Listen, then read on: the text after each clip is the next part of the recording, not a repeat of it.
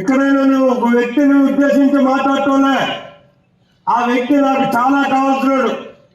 రేపు ఎన్నికల్లో పోటీ చేస్తే నా భుజం మీద చేసుకుని నా ఇంటి దగ్గర క్యాంప్ పెట్టి అతన్ని ఆ ఇచ్చినటువంటి పదవులు మళ్ళీ తిరిగి దక్కించేటటువంటి నిర్ణయం కూడా తీసుకుంటాను నేను.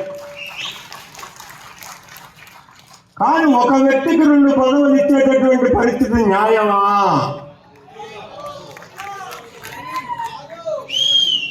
మెజారిటీ ఉన్నటువంటి తెలుగుదేశం పార్టీ యొక్క పరిస్థితి ఏంటి? ఎవరికి ఇస్తారు? తెలుగుదేశం పార్టీ కన్నది కాకపోతే ఇక్కడ తెలుగుదేశం నాయకుడికి ఇవ్వండి.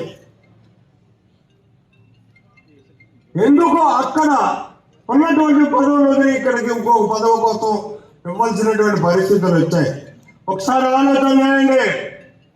ఈ నిర్ణయాల వల్ల తెలుగుదేశం పార్టీ నిర్వీర్యం అయిపోతుంది. ఇది కరెక్ట్ కాదు.